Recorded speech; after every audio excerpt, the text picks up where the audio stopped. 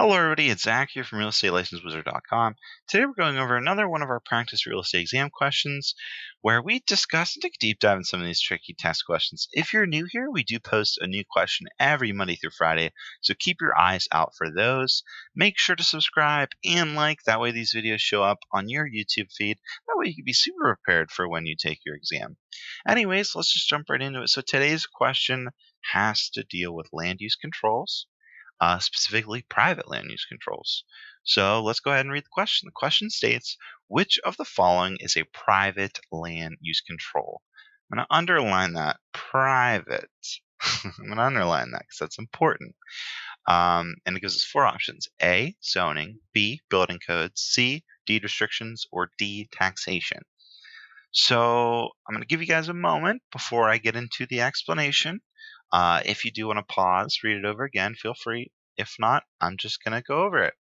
So the key thing I already mentioned is private land use control. So if it was public, it actually could be a few of these options. I don't know if you haven't seen our other video where we went over the public land use controls, obviously you would think of zoning, taxation, any of those government powers like building codes, things like that. Things are in place by the government. Those are the public. Now, when it comes to private, it gets a little bit different. The primary private land use control is through two things, and one of them is our answers. The first one is deed restrictions, and the second one is restrictive covenants.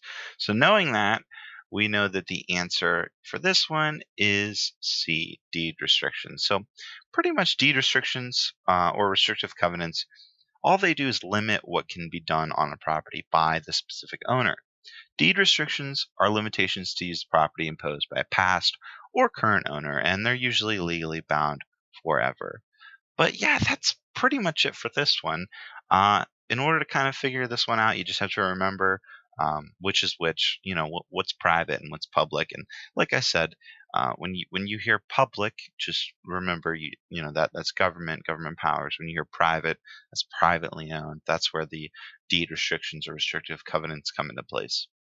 But yeah, that's pretty much it for this one. I hope you guys learned something today, like always. If you haven't already, please like and subscribe for more. Post new videos every Monday through Friday. So yeah, that's it. Uh, as always, this is Zach from realestatelicensedwizard.com. Thank you guys so much for watching. As always, make today magical.